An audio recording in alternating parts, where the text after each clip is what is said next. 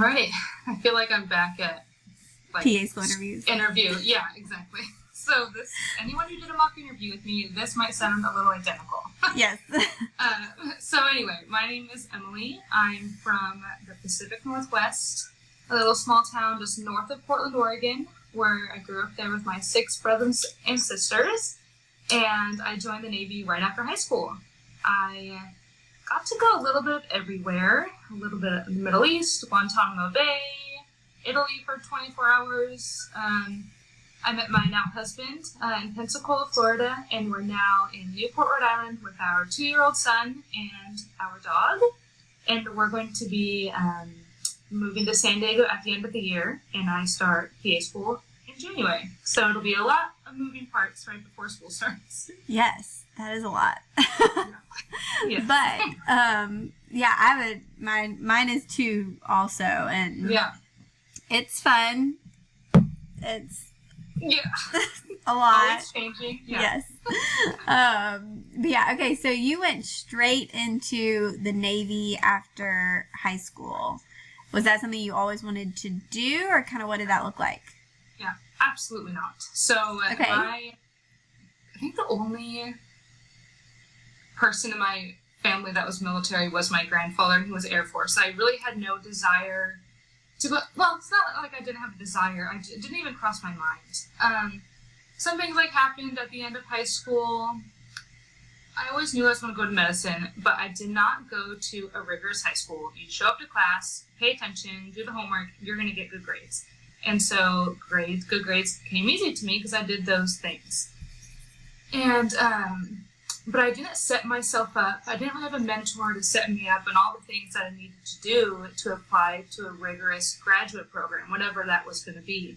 So I just kind of on a whim decided to join the Navy, and it really was one of the best choices I made. I don't recommend joining on a whim, but yeah, that's what I did. And I wanted to move back home after boot camp, but I ended up moving the opposite side of the country to Florida, and I had an awesome time. I was only in for 5 years, but hindsight is always 20/20, but it really was a great experience. Yeah, I recommend it to people who are looking to get some unique medical experience, but it's not for everyone. But I definitely enjoyed it.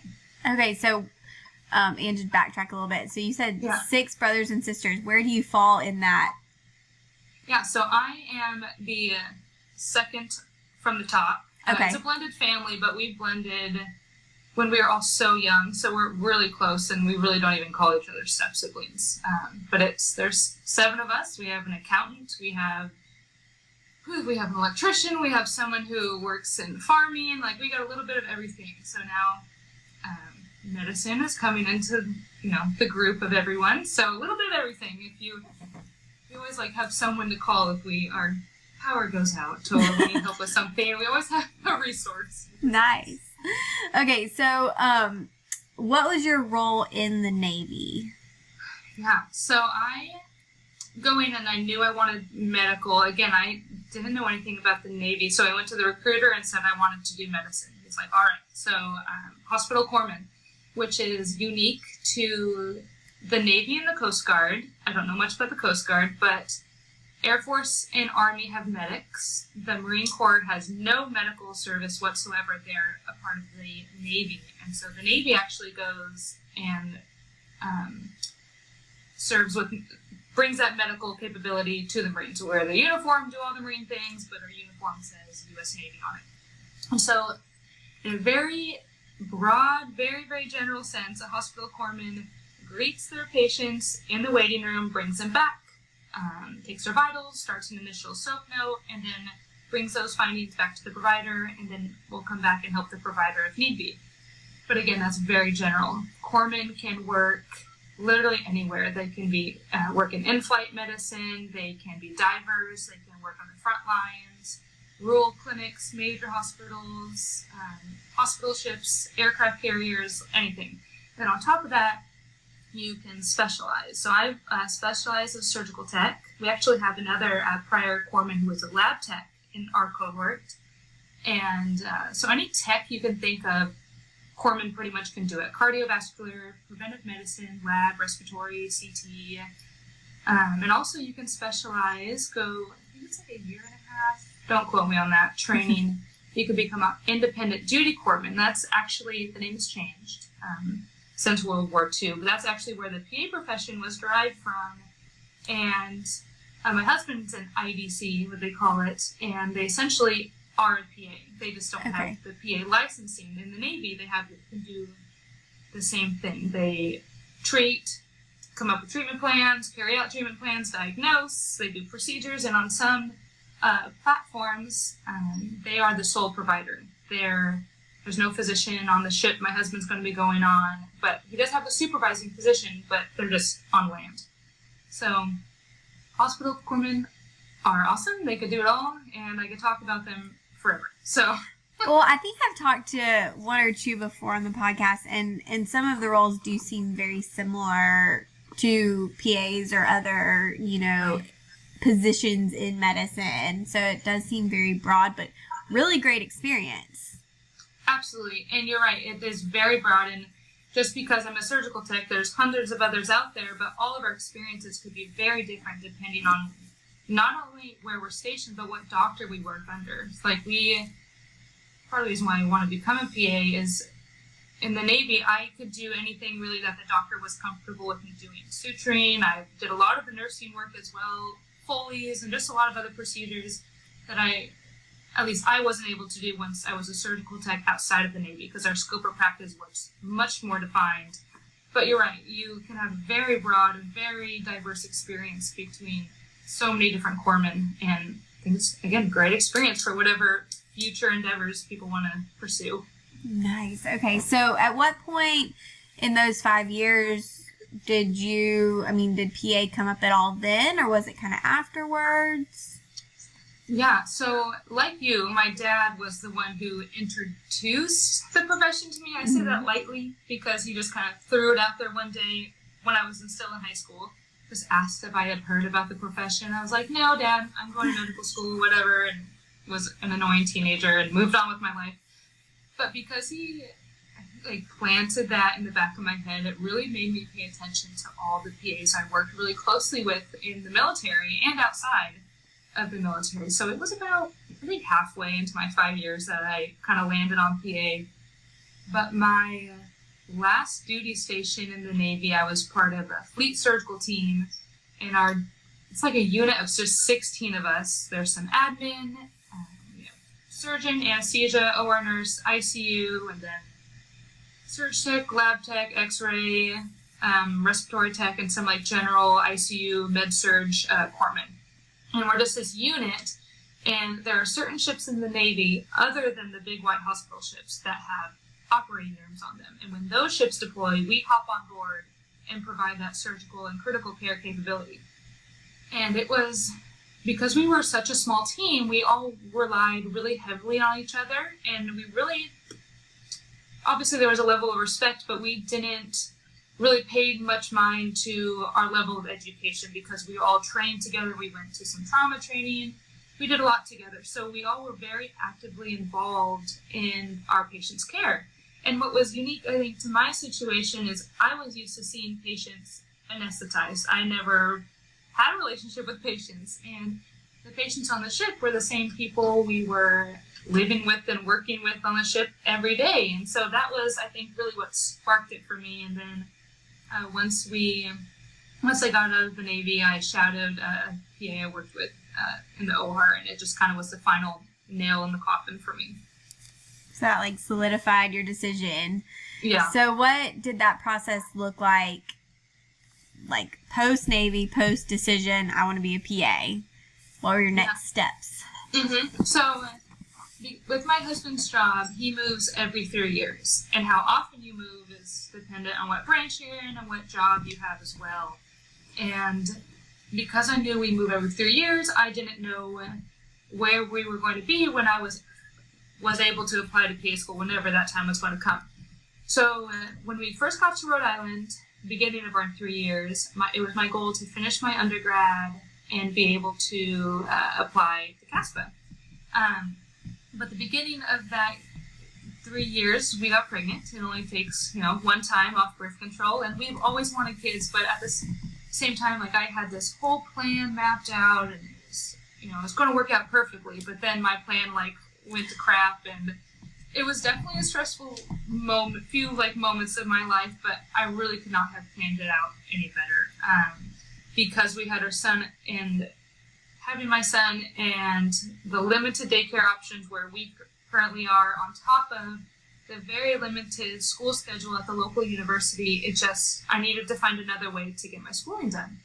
And for some reason, I never even considered an online bachelor's degree, because when I first started researching how to get into PA school, it was not nearly as accepted as it is now to have online classes. And even some schools aren't as accepting with online labs. I know more are. But anyway, so it was finally a light bulb in my head of why have I never considered online school? So I signed up for school, was able to knock out all my classes within a year and a half, applied to CASPA this cycle, and it really could not have worked out any better. But yeah, I had a whole spreadsheet. It's everyone, I recommend everyone doing that, a whole spreadsheet of every PA school that I could possibly be living next to, but at the same time, having our son and switching over to online school is when I learned about Yale Online. It really just answered all of the what-ifs I had in my mind. I knew this next duty station my husband will be deploying, and it will be probably around 9 months. And so all of our family's on the West Coast. So in my mind, okay, how am I going to be on a night surgical rotation with the son, with my husband deployed and no family nearby? Am I going to hire a living nanny? That's not affordable for everyone. But with Yale Online, I could foresee those potential issues and be able to move back home if need be. The program has that option, and that was just a real saving grace. But thankfully, we found out we're moving to San Diego near our in-laws, and it's just, again, I could not have planned it any better. So hopefully it continues this smoothly, but we'll see. Of course it will. Okay, yeah. So you completed all your classes. When you were completing classes, at that point, was Yale the goal? You decided, okay, this is kind of what I'm shooting for? Absolutely. So it definitely was me putting all my eggs in one basket, but at the time, again, we didn't know where we were going yet, but if we were going to be in Washington, I was also going to apply to medics. If we were in Virginia, I was going to apply to Eastern Medical School. If, I would apply to at least 2 schools. Yeah. But in San Diego, there's no schools. I think maybe one's provisional or something coming up. So I was, if I didn't get accepted to Yale, I was going to try and knock out an online organic chemistry and try to apply to that. So I'm grateful I didn't have to do that. But yes, Yale was my number one, all eggs in my basket, and it's a blessing that it worked out. Okay. So did you do their early application process? Because I know they're the only schools that really does that. Right. And honestly, I don't know if it makes a difference. What that really means. Yeah. I'm sure we'll talk about it later, but I was definitely active on the forum, which you need to be careful of. Right. On the PA forum. But I was again, I really don't, there's not an official, if you have it in by the state, you're going to know by the state. Right. But there definitely was an early deadline, and I think I'm sure COVID had, no one wants to talk about COVID, but I'm sure COVID played a part in so many more people applying. I think because if you got your application in early, they had less applications to go through, and so they were able to get through them sooner. And so you could definitely see a trend on the forum, the space in between, what's it called? Your verification on CASPA, Yale has received your application, and then an interview invite or rejection or something. That space in between each notification has gotten longer. Gotcha. So there was definitely, and I'm sure it's like this with every school that has rolling admissions, there's definitely a benefit to submitting early. And I don't know if the competition, I would think, is still the same, but you're fighting for more seats in the beginning. Yeah. At the end, there might be only 5-10 seats left. I don't know. So it's definitely a benefit, I think, anywhere to apply early. Unless it's not rolling, then I guess it doesn't matter as much. Yeah, it doesn't matter as much. So, So what do you think? So I just thinking about you applying to Yale, like you obviously had some good online class experience, which I think would be helpful. You have really great just patient care experience. And like you definitely have like valid reasons for wanting to do a, I guess, distance learning online program. But what else, like, talk to me about your application. What made you stand out? What was helpful to you? And kind of what that looked like. Absolutely. So I think I definitely had good grades. I had like 3.7 GPA, and I really think having the online experience was huge because one of the Yale Online, at least for the cycle, they had 3 supplementals, and one of them did specifically ask about our online education experience and how we're able to how do we think we can tackle an online program. And I was able to speak to that because it wasn't just an online program. I was taking fast-paced courses and multiple courses at one time. And so I really got to speak to that. And I think that was a huge advantage. I really think the personal statement, like you said, is such a huge component just to get an interview, because you take, a crappy personal statement away, so many more people I think would be getting interviews, because a lot of us have the grades, a lot of us have the experience. And I started working on sincerely working on my personal statement in October. And I'm really, not everyone, I'm sure, needs that much time, but for me, I really was going back and forth between 2 different stories I was going to use, and I was so worked up on trying to use the coolest story and have this cool intro, but after I would write the intro, and I'm like, I can't tie this to anything, to my YPA. It's just a cool story. Maybe it'll get brought up in my interview. Yeah. If I get one. So I ended up switching it to the other story, which I think was actually cooler in the end, but it was able to flow so much nicer with my personal statement. And I think taking as much time on my personal statement, or taking as much time on the rest of my application as I did on my personal statement, I think showed them that I was serious about it. Again, I cannot speak to what they were thinking, but I think Jane said on the last few podcasts ago with you, yes, it might be annoying that they have 3 supplemental essays, but at hindsight, I'm really grateful because I was able to expand on so much more that I didn't get to talk about in my personal statement. And some of the things that I saw as potential red flags on my application, I was able to kind of highlight them and make them a positive. So, yeah, it was a lot. So the CASPA was a lot, but I actually started I made a CASPA account 3 or 4 years ago because I didn't do anything but fill out my demographics and stuff, but I did not want to be unfamiliar with any component once it was finally my turn to apply. I wanted to prepare and get as much done ahead as I could because I wanted to apply early. Even before I knew I was applying to Yale, I knew I wasn't going to get it done on the first day, but I knew I could get my personal statement and the experiences, the descriptions. I did not realize how long that would take. I thought I would just write out some bullets, but I'm like, that's not going to work. So I put some time into that. The 3 supplemental essays took a while to write. And you actually, I think, were the one who edited my supplementals and stuff. So it was, again, I think just really taking the time and not rushing really helped in the end, I like to think. But I'm sure my experience gave me a lot to talk about. Well, I think people underestimate supplementals, and some of these schools have very, very intense and long ones. Right.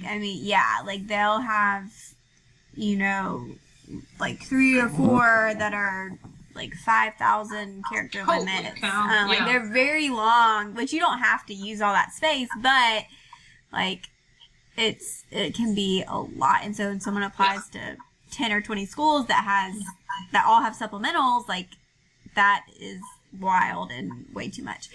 Which it does, you can take a lot of what you write and like make it work for different ones, because a lot of them like talk about the similar things, but yeah, I mean, supplementals take a long time. Oh gosh, yeah, and I got lucky with it because I was kind of doing my research. I think the first and second year, I think Yale Online had their own platform. They were not on Caspa yet. I know for sure the first year. That's true. Yeah, they haven't always been on Caspa. So I was able to kind of go in there and look through their application, and I copied and pasted their supplementals, and I knew there was a risk that it would not be the same when it came my turn. And I even called and asked if it was going to be the same. They're like, well, it is subject to change. I'm like, okay, well, I'm still going to prepare and kind of do an outline, and that definitely helped me. They did change a little bit from previous cycles, but just research comes in handy, like doing your research ahead of time if you're able to do that. So I think that saved me a lot of time because I was able to kind of brainstorm what I was going to talk about in those. So no, that's a great tip, and that's something right now that people are struggling with because people feel like they can't find experience. And so I've kind of been telling people, find things that you can work on, whether that's your essay, your supplementals, like things that, yes, maybe you can't go out and do your volunteering, but like work on other things so that when it's available, you can go do that again. So, absolutely. Totally agree. So, who did you interview with? Jordan. Oh, for you? Yeah. Oh, you did a mock interview with Jordan? Yeah, I did. Okay, that's what I was like, Jordan. Yeah. I don't know if I could say who they were yet because they're still doing interviews right now. Yeah. But I will say, so we have 2 interviews. One is more academic, one is a personal. Yeah. And you can schedule them on the same day or 2 different days, whatever you want to do based on the availability. But one interview was very very conversational, so conversational to the point I was concerned, like in my mind I was wondering, do I need to be answering my full rehearsed answers or am I just chatting, And then my second interview, the person was very kind, but it was ask a question, answer, oh, nice answer. Ask a question, I answered. Oh, great example. And like the whole time, and they smiled, but it was just and at that point I was, am I talking too much? Like, because they just had no feedback compared to the first one. But thankfully it went well, but I found out from a current student that the less conversational interviewer does it on purpose. Like, they weren't being mean or bad cop or anything, but they're very kind of, don't give you any feedback on purpose. That's how they do it, yeah. Yeah. Everyone, I'm sure, has their own style. Yeah. Well, you may have seen this, but I did a, mock interview with James Van Ree. And oh, no. Is that who you did it with? I didn't watch. Mm-hmm, yeah, so it was him. He interviewed me and Beth Smolko, who's the AAPA president, and she works with a different program, Frostburg. But I interviewed him for the podcast, and Jane came on for, I guess, the conference. I don't know. But they're, I'll be honest, I was a Yale online skeptic for a little while, when it first started. But after talking to students and talking to them, I'm a fan. I'm like, this is legit. This is a great program. Y'all aren't playing around. And now everyone just has to do online anyway, so it doesn't really matter. So, but yeah, that's what. And Jim was so funny. He was like, and now everyone, they were all haters, but now they all want my advice. Absolutely. So I was definitely a skeptic at first. I think I first came across it on your Instagram. You put a question out there asking, how do you feel about online? I was like, heck no, don't even. And then, but once you do your research and you really look into it, it's like, wow, this, and speak to current students, other than those who are really popular on social media.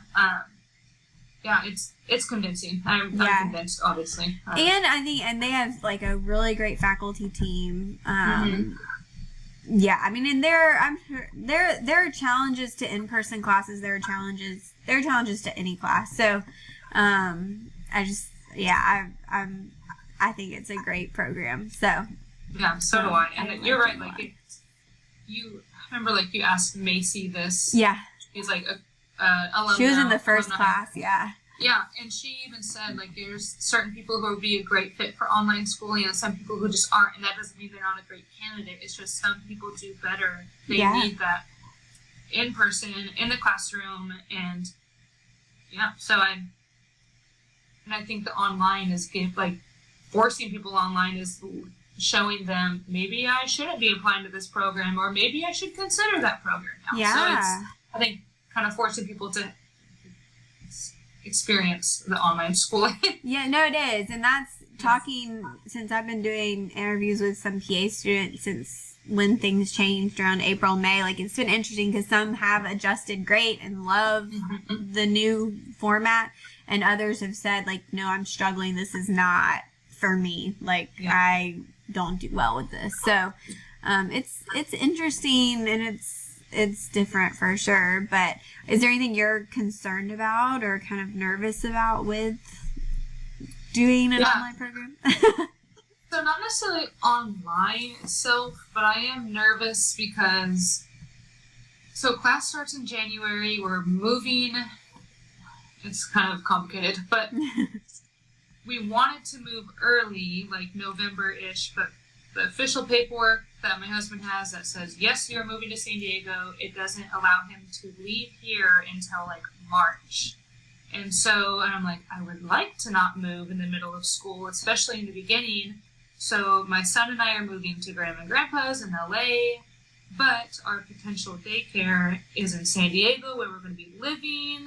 And anyway, it's just a lot right now. That's what I'm really concerned about at the beginning. Obviously, going to make it work because I have to.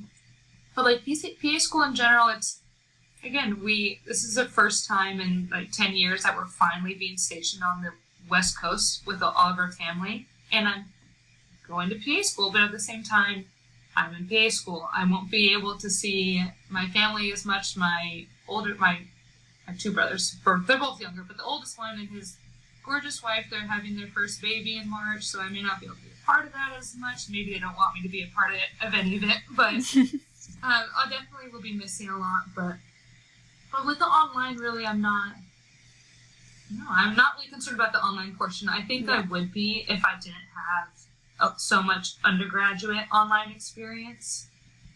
Obviously, to be more rigorous, the PA program, but that gave me a little confidence in just a routine and organizational setup. It'll be interesting to learn how to study. It makes me nervous when people say that you have to learn how to study for different subjects. I'm like, no, I make lists. I want my plan. I want it all set up. But it'll be adjustment the whole time.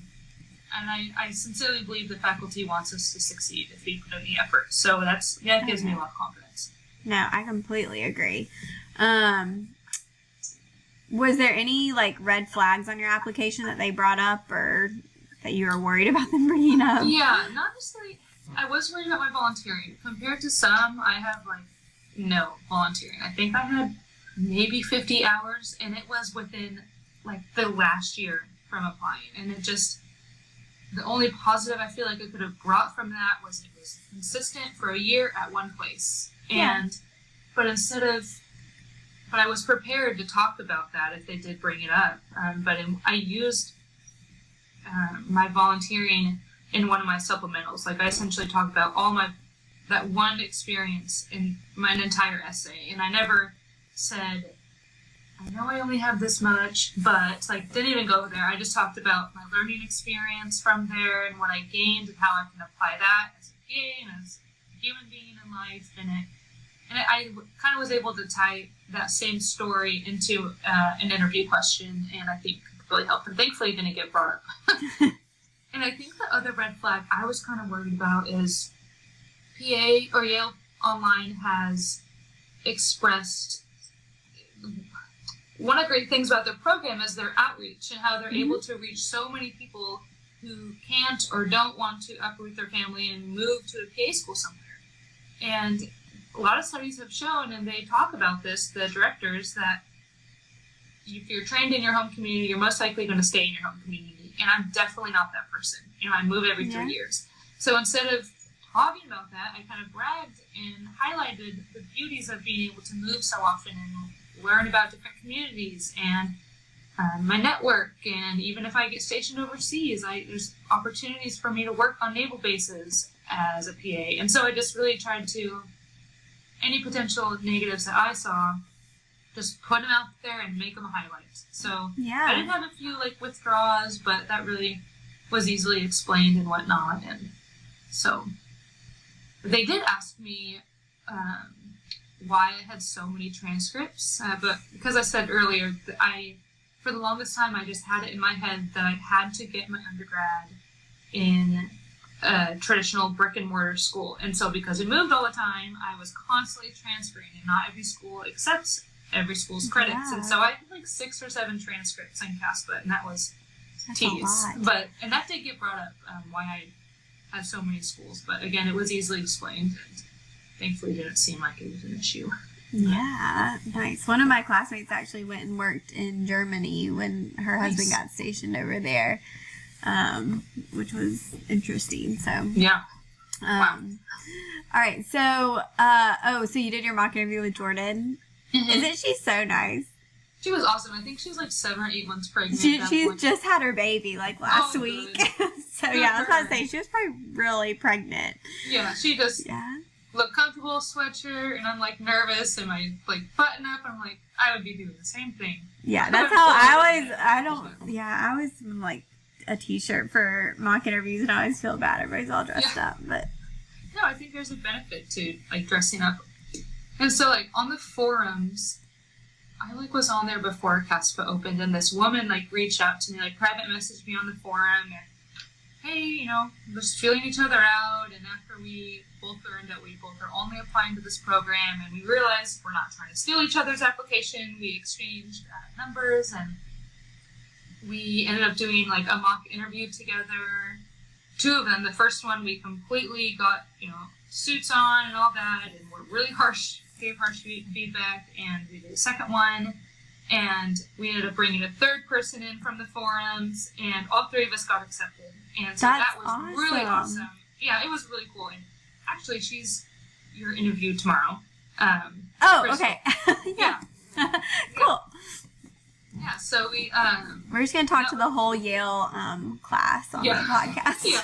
No, but what is really, though, I was telling her, like, we have a Facebook group already, and it is crazy, everyone's stories. There is not one person that has the same story, and I really believe you could interview every single person in our class, and they would have something to give. Yeah. But it's just really cool how this program just, I don't know, they just don't accept the traditional applicant, which they do. I don't want to, again, I'm not speaking for the program, but when I was worried about maybe bringing up me having a kid, which is silly now that I have a kid. But, which I was going to ask you, like, if you did bring that up. I meant to ask you that. Yeah, I did, because I remember, again, another podcast you had, and this is before I gave birth to my son, I was worried, like, is that going to be negative, like, looked upon negatively or anything?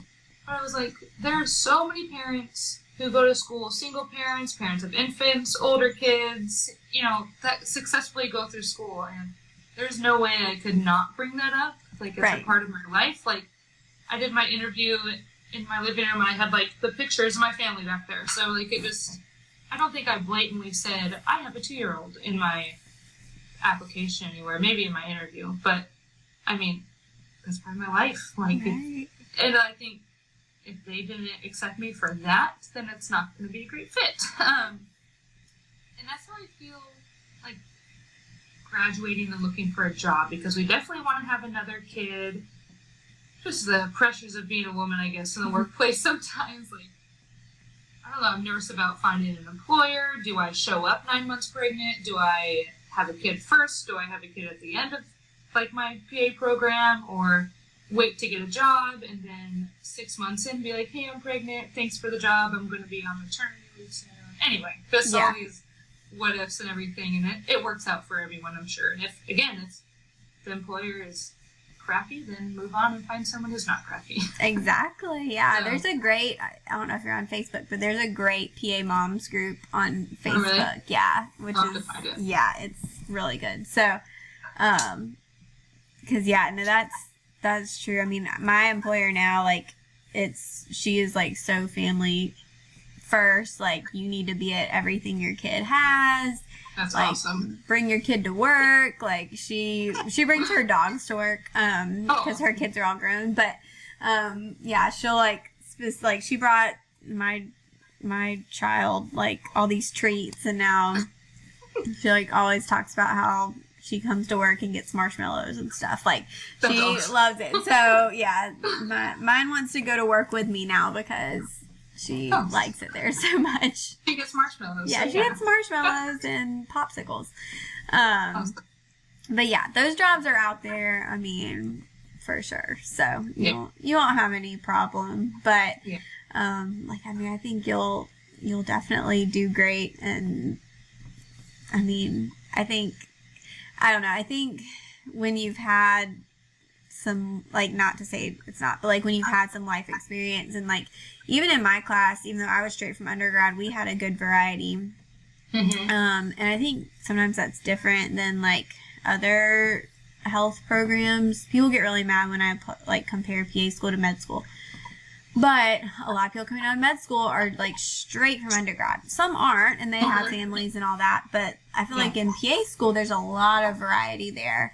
And so it is cool to learn from each other and get to hear each other's kind of stories and get to know each other. So is that weird to like not know your classmates or not know them in person? Not yet, because some people are super gung-ho and super active on the Facebook group. And we've already had some Zoom meetings. Anyway, our entire class isn't even filled yet. So we're probably going to have 4 more of these. So I'm trying to like calm down a little bit and try to get my life situated here before I totally get into school mode. But I feel like I know some people. I don't know. If it was an in-person program, I wouldn't know them yet. So I guess it's kind of the same. Yeah. And we're going to be meeting like 2 or 3 times weekly, and so I think we'll definitely get to know each other to some degree. But there absolutely is a difference between an in-person program and online. You're not with them every single day, you know, cracking jokes in class and stuff. So there's a huge difference. But I don't know. It was the only option for me, so I'm grateful that it's going to work out the way it is. But well, I'm happy it worked out for you too. Yeah, no, I appreciate it. And I don't know if you want to share where people can find you or send you any questions. Yeah, I'm not like I don't have like an active or public Instagram, but please reach out if anyone does have any questions. I can help in any way I can.